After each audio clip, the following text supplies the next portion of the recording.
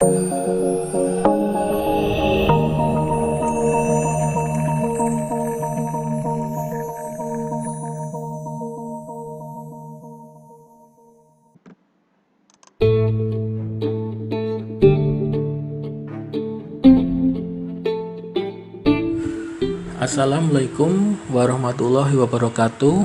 Salam sejahtera untuk kita semua. Kita bertemu lagi Bakti Lovers seperti biasanya dengan saya di acara unek-unek berkualitas bersama Bakti. Kita lanjutkan lagi tentang topik kita, hak dan kewajiban bagian kedua.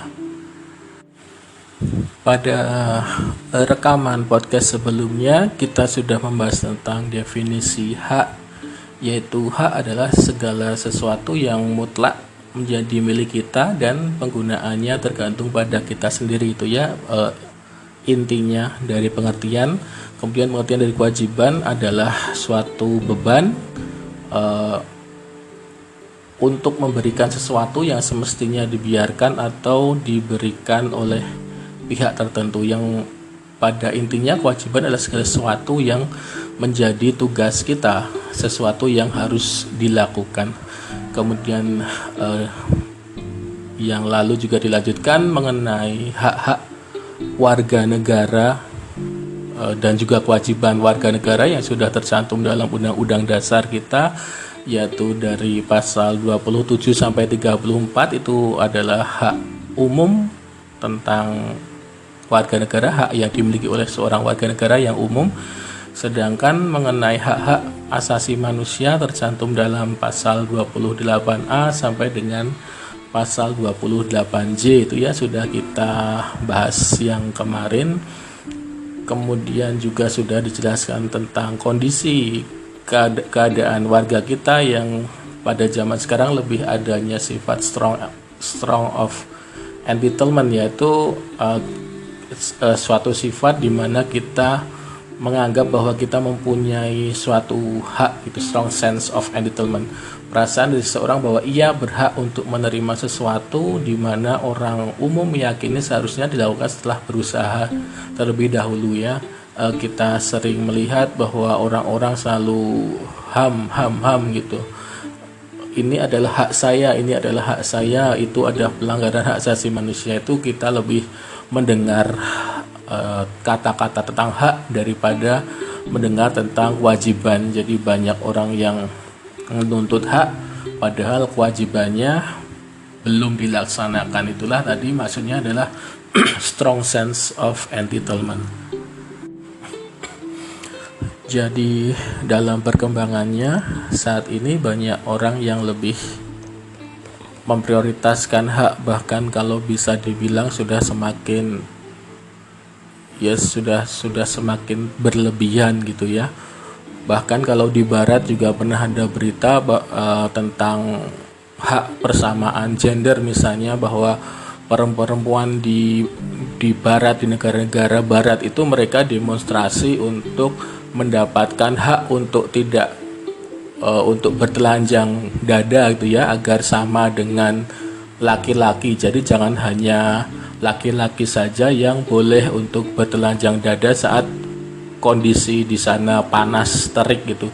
Jadi perempuan itu demonstrasi dengan tanpa baju atasan, demonstrasi bahwa perempuan juga diberikan, juga mempunyai hak, diakui hak untuk tidak berpakaian saat udara panas. Nah itu kan miris sekali ya, Bakti Lovers, bahwa pemikiran tentang hak dan kewajiban ini sudah terlampau jauh sehingga justru menurunkan kodrat atau menurunkan kehormatan dari manusia itu sendiri, hanya karena beralaskan hak, itu berdasarkan hak dan kewajiban saja. Sebelumnya sudah kita jelaskan juga ya, padahal kita tahu tentang pengertian dari hak asasi manusia itu sendiri, yaitu pada pasal 1 ayat 1 Undang-Undang Nomor 39 tahun 1999 tentang hak asasi manusia dijelaskan bahwa hak asasi manusia adalah seperangkat hak yang melekat pada hakikat keberadaan manusia sebagai makhluk Tuhan yang Maha Esa dan merupakan anugerahnya yang wajib dihormati, dijunjung tinggi, dan dilindungi oleh negara, hukum, pemerintah, dan setiap orang demi kehormatan serta perlindungan harkat dan martabat manusia. Jadi kita harus benar-benar pahami ini, kita memiliki hak atau hak asasi manusia itu adalah sumbernya dari Tuhan yang Maha Esa, karena kita adalah makhluk yang diciptakan dengan akal, pikiran, dan juga hati oleh Tuhan yang Maha Esa, dan merupakan anugerah dari Tuhan yang Maha Esa yang wajib dijunjung oleh semuanya, negara, hukum, pemerintahan, dan setiap orang. Untuk apa diberikan hak? Untuk melindungi kehormatan, harkat, dan martabat kita sebagai manusia, karena kita berbeda dengan ciptaan Tuhan yang lain seperti hewan. Ya, jadi kita mempunyai hak asasi manusia itu. Nah, kalau dilihat dari pengertiannya sendiri kan sudah jelas bahwa haknya itu dari Tuhan, maka ya harus dikembalikan lagi. Jadi apapun yang dilarang oleh agama atau diharamkan oleh agama itu menjadi kewajiban dari manusia. Ada hak asasi manusia, ada kewajiban asasi manusia. Jika di undang-undang sendiri ini tercantum, sudah dijelaskan sebelumnya ya teman-teman, jadi ini hanya mengulang saja di pasal 28J ini ya. Jadi dalam kita mengamalkan hak-hak kita ini tidak lalu bebas sebebas-bebasnya atau tanpa batas, tapi ada pembatasnya. Dan kalau di undang-undang sendiri tercantum dalam pasal 28J tentang kewajiban asasi manusia. Ini saya bacakan, isinya adalah bahwa dalam menjalankan hak dan kebebasannya, setiap orang wajib tunduk kepada pembatasan yang ditetapkan dengan undang-undang, dengan maksud untuk menjamin pengakuan serta penghormatan atas hak kebebasan orang lain, dan untuk memenuhi tuntutan yang adil sesuai dengan pertimbangan moral, nilai-nilai agama, keamanan, ketertiban umum dalam suatu masyarakat yang demokratis. Jadi meskipun kita punya hak, tetap ada batasannya. Batasannya apa? Batasannya adalah hak-hak kebebasan orang lain. Kemudian juga ada batasan pertimbangan moral, nilai-nilai agama, nilai-nilai keamanan, dan juga ketertiban umum, sehingga meskipun kita punya hak, kita tetap dibatasi itu. Kalau meskipun ada hak untuk memperoleh informasi, kalau itu menyangkut keamanan negara misalnya, itu tentu saja haknya itu tidak boleh dilaksanakan, tetap ada rahasia negara gitu, demi ketertiban umum dan demi keamanan. Kemudian contoh yang lain lagi yang hak sudah terlalu ya banyak contoh sih, tapi saya ingin contoh tentang pernikahan beda agama ya teman-teman. Ini menurut teman-teman bagi lovers bagaimana, karena semakin banyak saja generasi sekarang yang menyatakan adalah hak asasi manusia untuk membentuk keluarga gitu ya, untuk melanjutkan keturunan, tapi dengan melaksanakan pernikahan beda agama. Ini bagaimana dia ingin melakukan pernikahan beda agama dengan mengatasnamakan hak asasi manusia untuk menikah, untuk mempunyai keturunan, untuk atas nama cinta gitu ya. Nah ini bagaimana menurut teman-teman ini? Ya, karena pernikahan beda agama ini kan tidak pernah habis dari perdebatan ya, terutama di Indonesia masih banyak pro dan kontra, tentang masih banyak pemeluk agama yang berbeda memutuskan untuk saling menikah.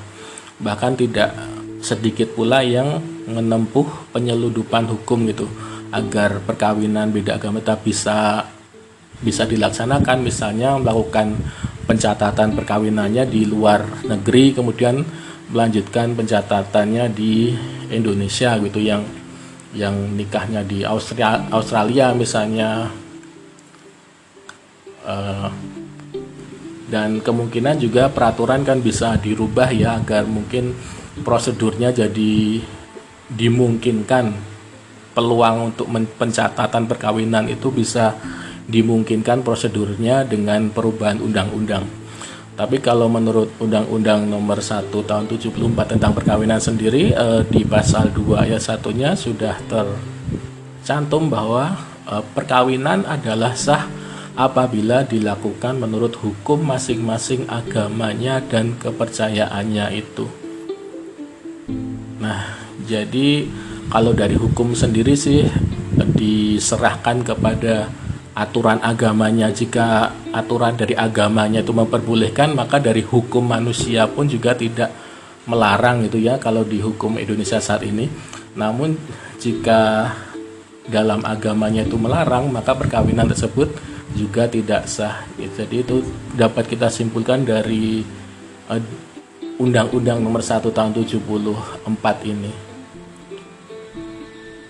Ya, namun tadi itu teman-teman bisa menggunakan argumen HAM dan lain-lain, tapi ya kita secara pribadi sebenarnya tujuan untuk pernikahan itu apa sih? Kan tujuan dari pernikahan adalah untuk kita membentuk keluarga yang diridhoi oleh Tuhan Yang Maha Esa agar bisa mengantarkan kita ke surganya gitu ya. Bagaimana bisa kita membentuk suatu untuk menyempurnakan iman gitu ya teman-teman. Kalau yang Islam menikah kan agar bisa sama-sama masuk surga gitu. Tapi bagaimana bisa tujuan pernikahan itu tercapai jika dilaksanakan dengan melanggar perintah dari agama itu sendiri. Jadi ingin saya ingatkan lagi bahwa hak asasi manusia tadi tetap ada pembatasannya, karena definisi dari HAM sendiri adalah tadi berkah dari Sang Kuasa kepada manusia, merupakan anugerahnya karena kita merupakan makhluk Tuhan Yang Maha Esa. Jadi segala hal yang dilarang oleh agama itu merupakan kewajiban asasi manusia kita. Apakah kita elok gitu, apakah baik jika kita mengedepankan hak asasi manusia di atas kewajiban asasi kita. Kita melanggar kewajiban kita untuk mendapatkan hak itu kan sangat tidak pantas. Jadi itu teman-teman unek-unek saya tentang hak dan kewajiban, terutama tentang pernikahan beda agama ini ya. Kalau dari Zakir Naik, saya mengutip pidatonya Zakir Naik itu bahwa perempuan meskipun dia adalah seorang pembantu, meskipun dia adalah seorang budak atau dari ekonominya rendah, tapi dia adalah muslim, itu masih jauh lebih baik daripada perempuan yang non-muslim meskipun dia adalah seorang ratu untuk dijadikan istri. Kenapa? Karena perempuan yang muslim, yang pembantu tadi bisa mengantar kita, mengajak kita ke jannah, ke surga. Jadi itulah bahwa meskipun dia adalah ekonominya rendah, perempuan tersebut adalah pembantu, namun masih jauh lebih baik karena bisa mengantarkan kita ke tujuan pernikahan tadi, juga bisa mengantarkan kita ke surga. Jadi tujuan dari pernikahan adalah untuk mendapat ridho dan rahmat dari Tuhan Yang Maha Esa. Dan ada hak-hak lain yang semakin itu masih mending tentang pernikahan beda agama ya teman-teman. Di negara-negara lain sudah mengakui pernikahan sesama jenis ya teman-teman. Itu bagaimana menurut teman-teman? Kan hak dan kewajibannya semakin lama semakin terjerumus semakin tidak menghargai kehormatan, perlindungan harkat dan martabat manusia kalau sudah terlalu seperti itu tentang HAM-nya. Baik, itu tentang undang-undang saya. Kita lanjutkan lagi tentang hak asasi manusia. Jika ada yang tidak sependapat dengan undang-undang saya juga silahkan disampaikan lewat voicemail juga silahkan. Kita berdiskusi di sini, jadi siapapun boleh memberikan pendapat.